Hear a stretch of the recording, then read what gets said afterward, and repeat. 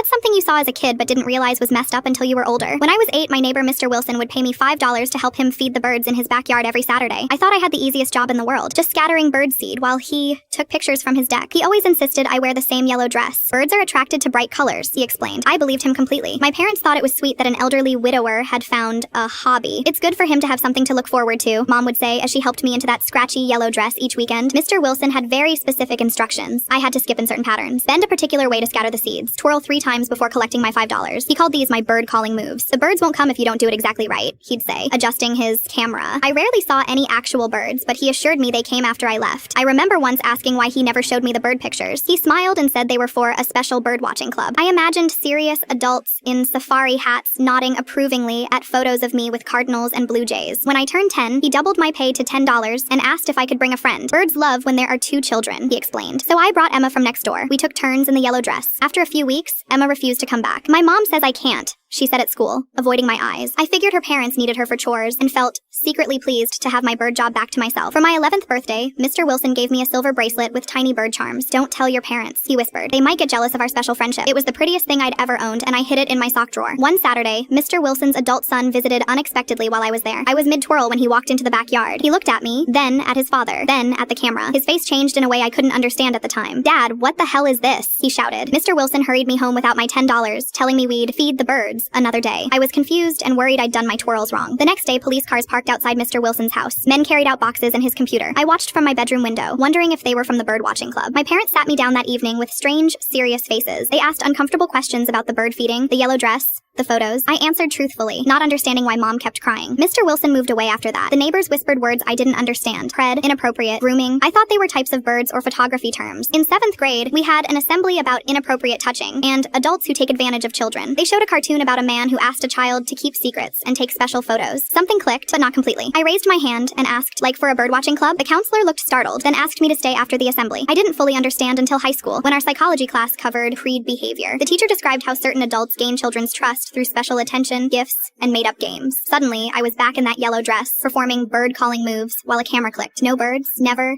any birds. That night, I found the silver bracelet in my old jewelry box and really looked at the charms for the first time. I drove to my parents' house, finally ready to ask the questions I'd been afraid to voice. Did you know what was really happening with Mr. Wilson? I demanded. My mother took my hand. The police found hundreds of photos, honey, not just of you. What I had seen as an innocent bird-feeding job was something much darker.